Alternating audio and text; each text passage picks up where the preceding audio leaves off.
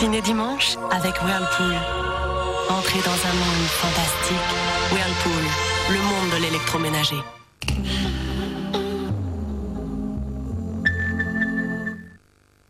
Nom de code. Destination.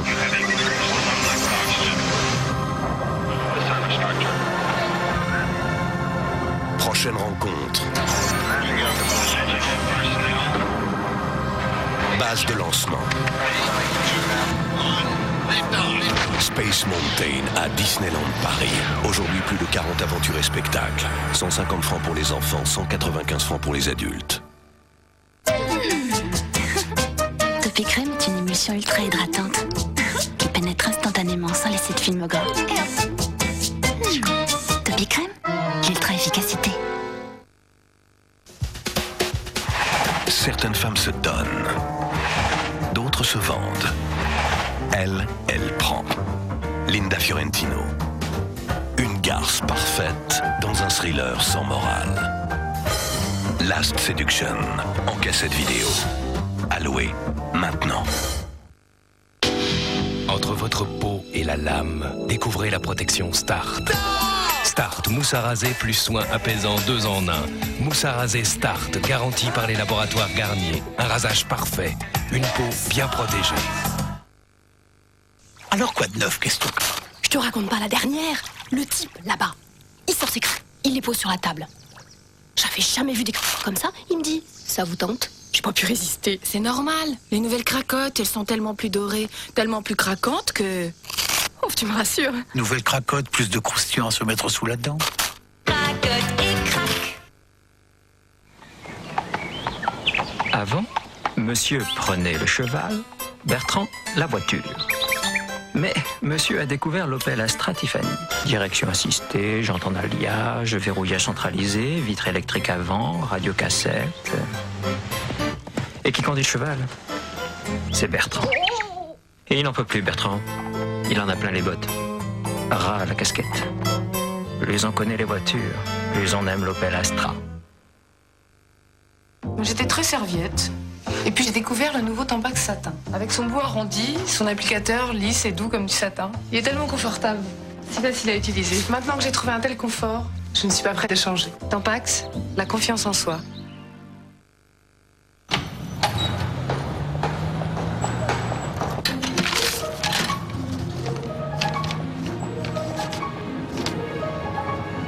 Merde, c'est pas vrai.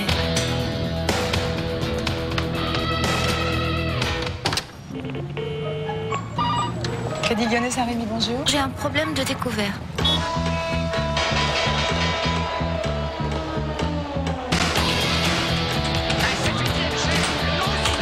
Et à combien là? Je suis à 5 euros.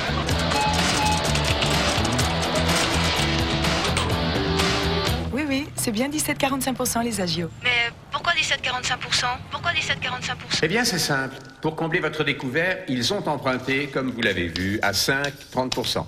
Ajoutez 3,70 pour les frais de gestion et encore 8,45 pour couvrir leur marge et le risque qu'ils ont pris car ils ne savent pas si vous allez rembourser. Tout peut arriver. Et nous voilà à 17,45% sans compter 37 francs, comme pour toute écriture non automatique. Ne vous inquiétez pas, nous avons une solution, une facilité de caisse de 5 000 francs par exemple, avec un taux vraiment moins élevé. Parlons-en à l'agence. Oui, mardi, très bien. Au revoir. Une facilité de caisse, c'est un découvert autorisé qui vous coûte beaucoup moins cher. Ça va? Oui, je suis juste à découvert. Crédit Lyonnais, votre banque vous doit des comptes.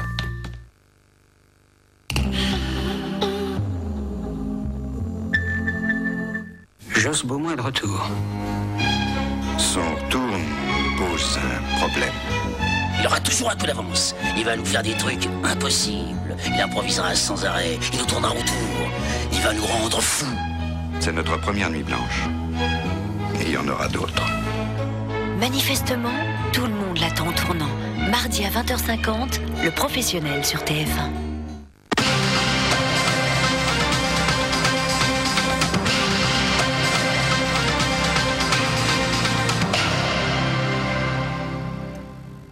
Bonsoir. D'abord le résultat de 2 élections législatives partielles dont c'était ce soir le second tour. La gauche enlève un siège à la majorité en Seine-Saint-Denis avec la victoire du socialiste Michel Pajon, maire de Noisy-le-Grand, 57,9% devant Claude Pernès, UDF, 42,1%. Comme au premier tour, l'abstention a été très forte, 67%. Pas de surprise en revanche dans les Yvelines où le ministre de l'Industrie Franck Borotra devance le socialiste Jacques Loliot, 54% contre 46%. Franck Borotra qui perd tout de même 13 points par rapport à mars 93. C'est bien sûr son suppléant André Damien, ancien maire de Versailles, qui siégera à l'Assemblée. L'abstention a dépassé les 71%.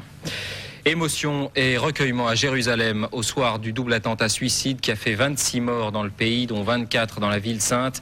Des centaines de personnes portant des bougies sont rassemblées à l'endroit où la bombe a explosé dans un bus.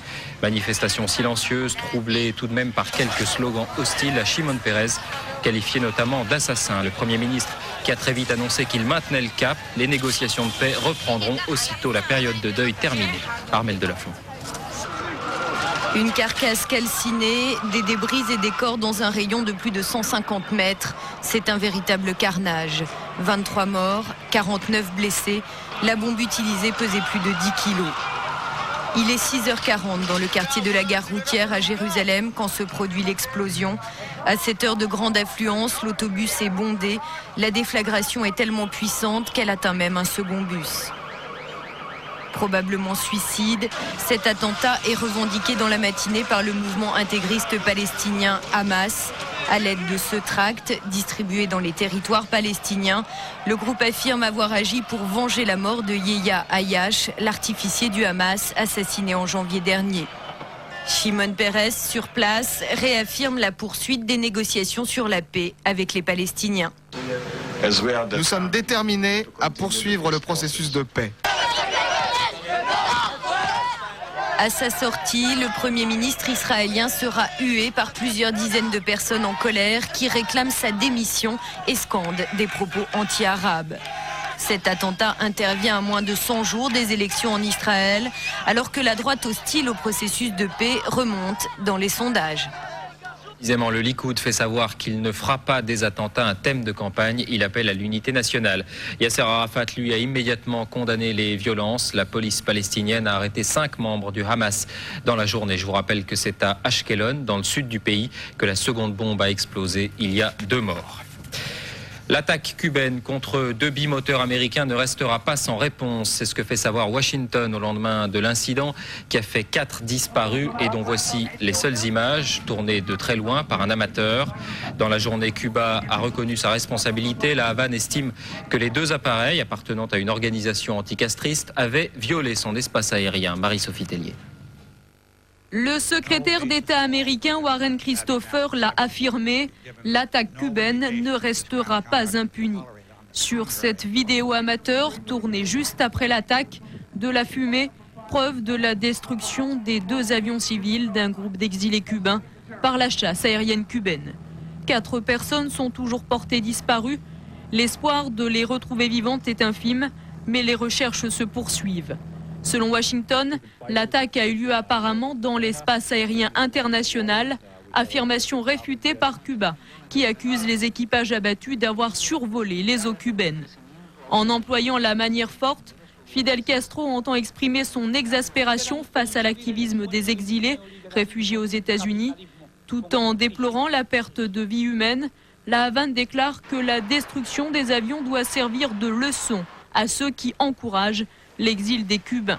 Washington devrait prendre des mesures rapides après cette intervention. Par ailleurs, les États-Unis ont demandé une réunion extraordinaire du Conseil de sécurité de l'ONU pour discuter d'une réponse internationale appropriée. Cette réunion doit se tenir cette nuit même. À noter qu'à Miami, ce dimanche, des centaines d'exilés cubains ont manifesté leur colère contre Fidel Castro.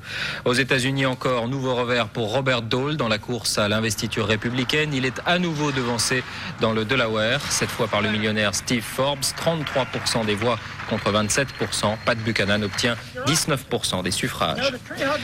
En Ulster, le Sinn Féin, la branche politique de l'IRA, annonce une reprise des discussions avec le gouvernement britannique dès demain lundi. Ce serait le premier contact depuis la reprise des attentats. Selon le journal Le Sun, l'IRA préparerait un attentat contre la reine. La police et l'armée auraient mis en place une opération d'envergure pour protéger la famille royale britannique.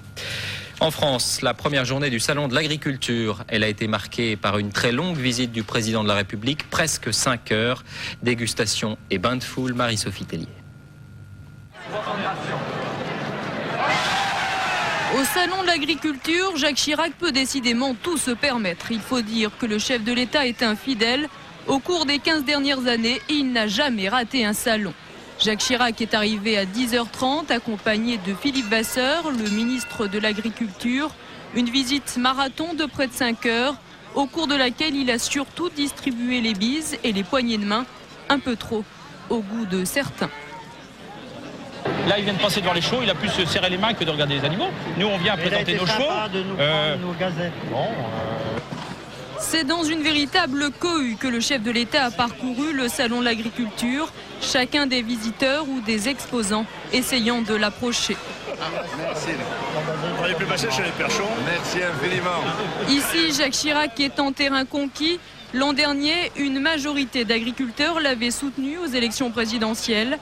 Avant de repartir, le président de la République est allé rendre visite à ses 2 chevaux, cadeau du président argentin Carlos Menem. Dans quelques jours, ils rejoindront le haras de Pompadour, en Corrèze.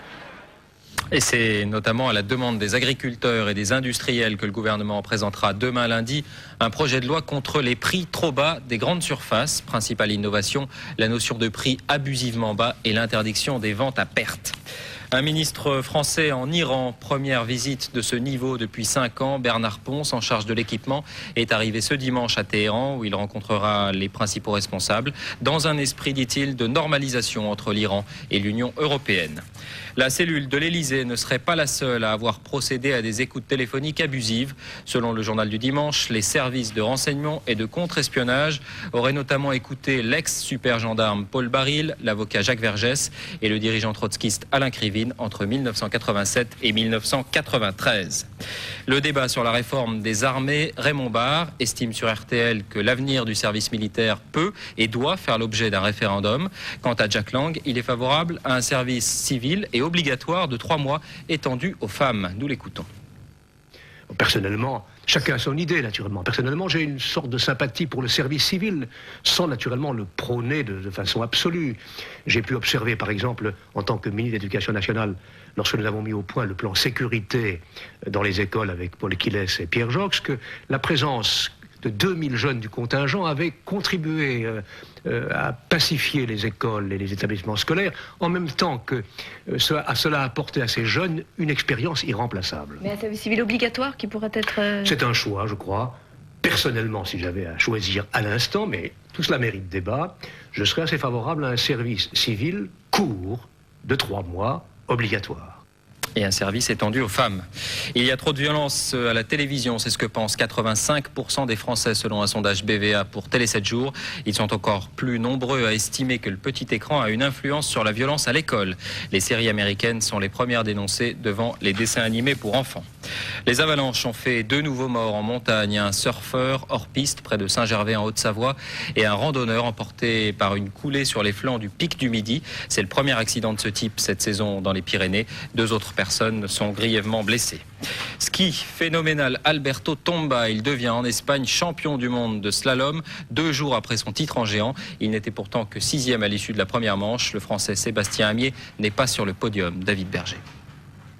À l'issue de la première manche du slalom, Alberto Tomba ne pointe qu'à la 6e place du classement provisoire. Au départ de la seconde course, le champion italien espère tout juste une place sur le podium. C'est en fait la médaille d'or qui l'attend en bas de la piste. Déjouant tous les pièges du tracé, Tomba impose sa puissance. Face à un tel exploit, ses adversaires sont déjà battus moralement. Tous commettront une faute sur leur parcours.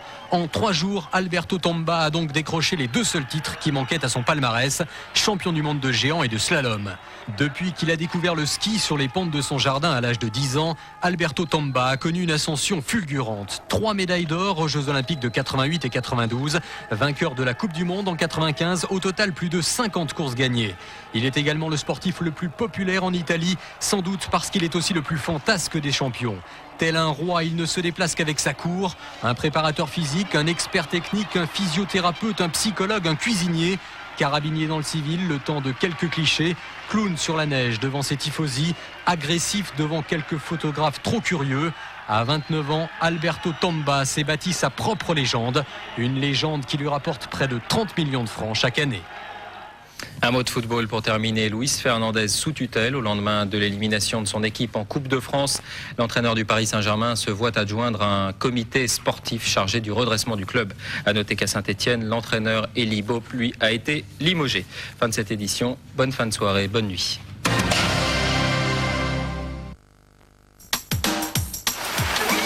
Tout chose la météo. Avec les hypermarchés géants.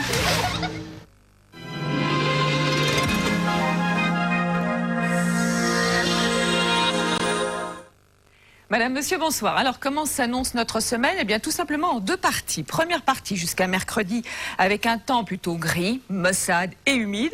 Et puis, à partir de jeudi, les choses devraient s'arranger avec le retour du soleil et un temps donc beaucoup plus sec. Regardez ce qui s'est passé en tout cas aujourd'hui avec cette perturbation qui nous a apporté encore de la pluie et du vent sur le nord-ouest, mais elle est en train de basculer, poussée par l'air froid, ce qui va créer de l'instabilité sur la Méditerranée. Le temps a commencé à se gâter aujourd'hui, alors que sur les autres régions, il faisait très beau.